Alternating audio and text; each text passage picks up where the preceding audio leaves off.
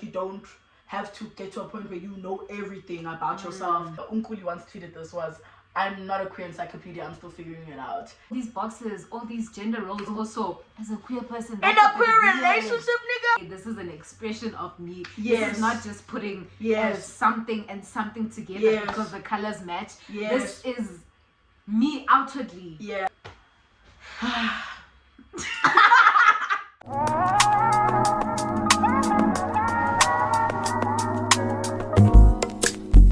Hi guys, welcome back to my channel. My name is Kungao Amandlakatikwa and this is Keeping Up with Kungs. So today's video is just another episode. Another episode of Navigating Young Adulthood, and today's topic is finding self. Can you question mark? Can you do it though? Can you do it though? Can you do it though? And as you can see, I'm not alone. I'm with the talented, amazing, queer icon, fashionista.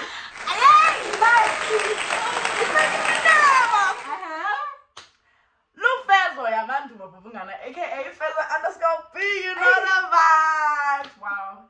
I did practice that when we were walking to the bus. Oh yeah, slave. Yeah, like you said, this is an important moment. Thank you. Okay. Yes, thank you for having me. Yeah. So excited. Okay. So basically, as you would have heard, the title of this video is Finding Self. Can you actually do it? And I'd like to just start the video with basically asking, who are you? What is your gender? What is your queer identity? Before we just tap into the other questions. Me and my potato. I'm just kidding. So, okay, so my name is Ulufezo. Yamandumo Povungana Umandumo. I am Xhosa. I am non-binary. I am a theater nerd. Slave. I can say those parts, right? Like, okay, creative director, writer, fashion enthusiast, multidisciplinary artist at heart, and I identify as queer. I would say non-binary femme, queer, transmasc. You know the vibes. You know the vibes, yeah. What's this? And queer, of course, is the umbrella term for belonging to the LGBTQ community. Yeah. I like anybody and everyone that's queer. I think I only date queer people. If you have any experience that you belong to, if I vibe with you, I vibe with you. I don't date straight people. You just have to have a little sweetness. Yes, you have to. You have to have a pink gun. You have to have a pink gun. Is your gun pink? Is your gun pink? Like, honestly, even with men, you have to be queer. Yeah. You have to be queer. I get that. I get that. Yeah. So yeah. So how has your journey, like, in terms of self-discovery been, self-explorations, like, yeah, I'm pretty sure it has been like a roller coaster because all these identities that you fall under that you just described for us. Tell us about that. Okay. Well, so basically, I remember when I was 7. Well, I don't think I've ever told anyone this. But anyways. I'm giving you guys exclusive. I remember when I was literally 7, I used to have conversations with my pink teddy bear, and I'd be like, do you think I'm lesbian? Do you think... It's crazy. Like, at 7 years old, guys. Like, at 7 years old, do you think like I'm lesbian? Do you think like I'm this, whatever, and all that stuff? And I went to an all-girls school, so I was doing a lot of stuff in primary. Wait, you also went to all-girls school in primary school? Yeah. Your whole life? Yeah. They just women. Legitimate. Just women. So yeah, so basically that was this. So I think I've known since like I was 7 essentially, but then put that to the back until I was 14 when I had my first girl crush. I remember I was 15. No, I was 14 turning 15. She was in grade 8, I was in grade 9. It's actually they, he now. But so like basically they were in grade 8 and I was in grade 9. And then I remember I was like, man, like like damn. And I'd never crushed on like at the time identified as a girl before, like at all. So then I was like, what's going on? You're cute though, like you're cute. And I never dated boys. I've never had a boyfriend. Well, but like at that point in my life, I never had a boyfriend. I'd like boys, but like yeah. I identified as bisexual actually at the time, and then I moved into pansexuality at like 15, 16, and then my mom took me out the closet, and then it was just a mess, and then it was just bad. I never really came out to my friends. I just said here's my girlfriend, but then my mom took me out the closet, and then you learned okay, you know how it gets. But I mean, we're good now, so shout out to her. Then I got to matric and I dated this other person as well. That was also at my school. Yeah, I was busy dating people at my school. It was kind of, and people knew, but okay, you know. But who cares about baddies? Anyways, but that was different because then I was a prefect, I was like house captain, I was in leadership, so I was very insecure about my sexuality at that time. And then like also very insecure about me being public about my relationship because my school was very homophobic, very white, very heteronormative. Fine, left that hellhole called PE, came to Joburg, met a bunch of gays. I was like, oh, this is where I belong! Like, I don't know, you can speak back to that as well. Like, move, like when you come from you grew up in Joburg, but like, they come from where I come from, in the Eastern Cape, small city of Gqeberha.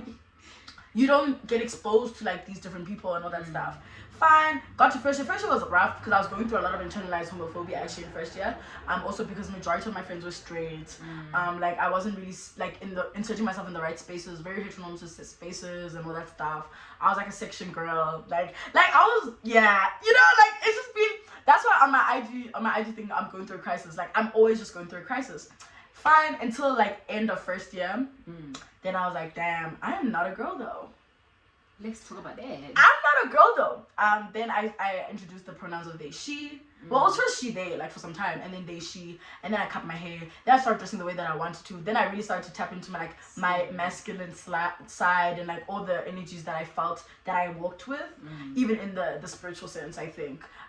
Then I fully decided that I am going to identify as they, them. Since then, it's crazy because the gender crisis is very different to the sexuality crisis. It can get messy. It's very messy day by gender crisis. I'm gonna tell you.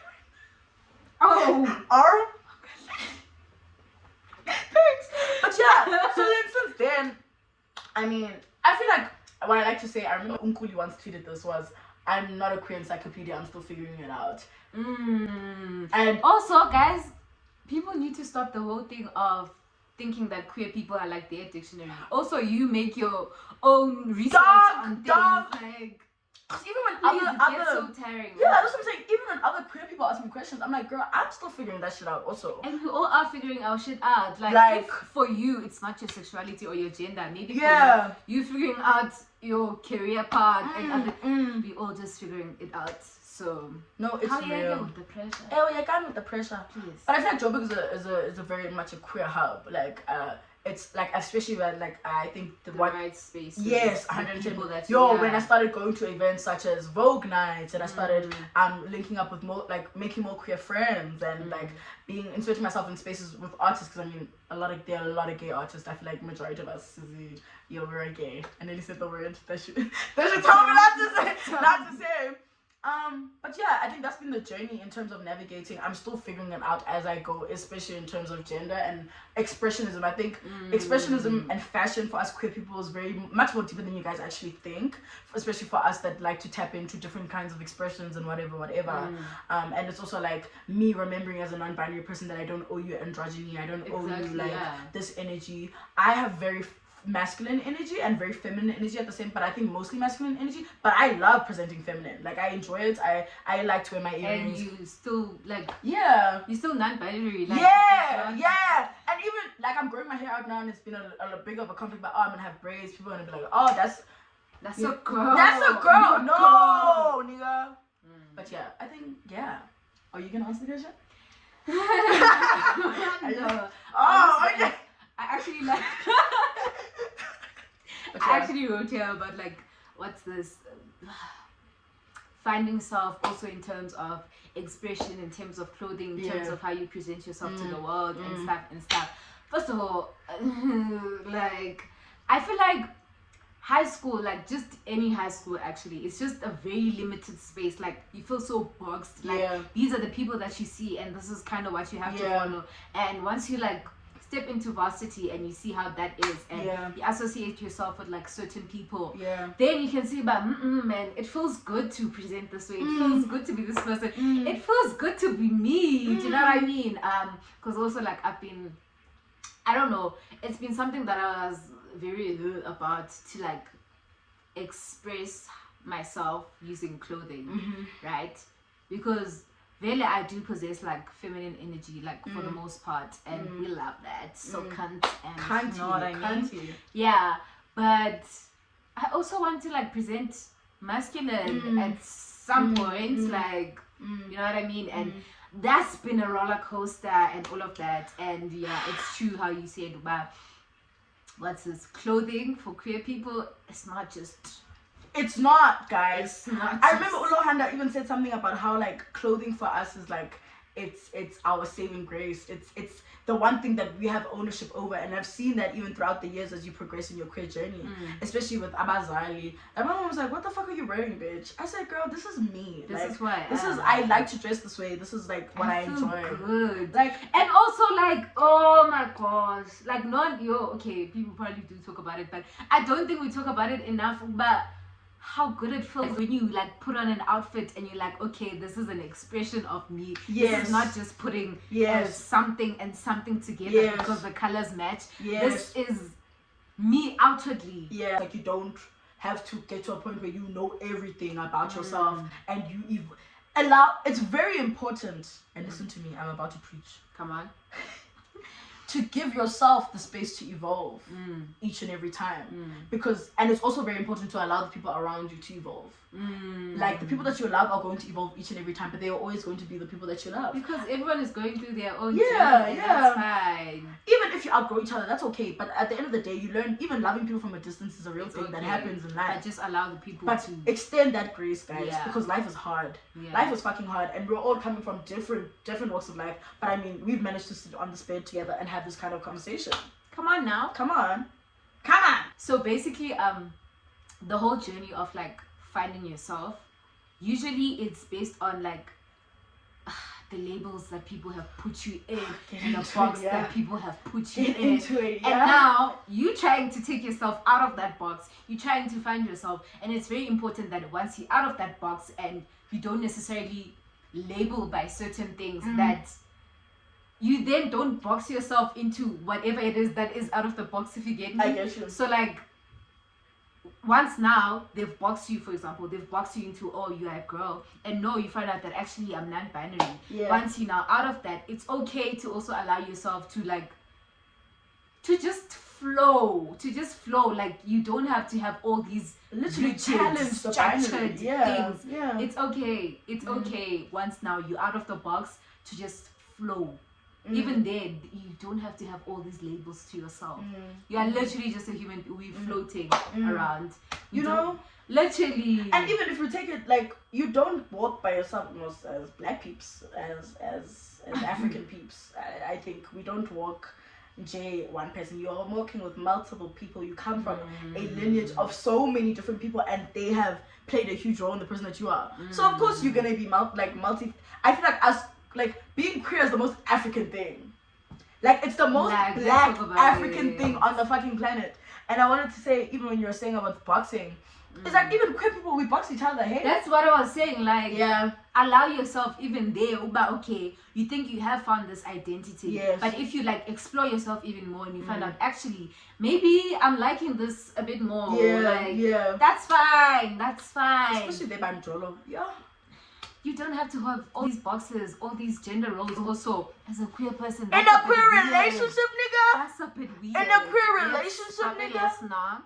Come on. Let's not. Shame. And that's also, that is like, if like we get into that, I mean, that's a whole conversation on its own. Like, it's traumatic, like, especially to be boxed by people that you love, and when you're experiencing queer love, like, why must I now like have my girlfriend who identifies as she, they, to fucking handle parts all the fucking time, and like, do you understand? Or like certain small things that always present feminine, because like, you know, me as a non-binary being that can say something, oh, like, I'm literally your boyfriend, you know, and like, you won't even give me the space to fucking wear suit now. Do you understand? Together, like, let's both fucking drip out, nigga, in a suit, you know? And like, I think that's what I've battled with the most in terms, because I like everyone and everything, anything that's queer, and like, energy is good, and like, I like you. Be it you present masculine, you present femme, you present like you're any kind. Like I rock with it 110%. So those things have always been a shock about, oh, you like, nigga, yeah, like do you fucking sigh? Anyway, guys, thank you for tuning in to this episode. That was a bit much to discuss. That was a bit much to dive into and You stuff. better subscribe. But you have to. So, You have and to. in fact, if you don't subscribe, it's very anti-black. It's very homophobic. It's very wrong.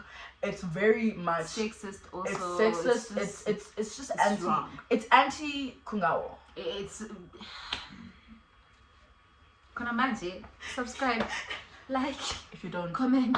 yeah. Now, thank you. Thank you for Thanks. having me. Anyway, bye guys. I look lower than those time on the channel.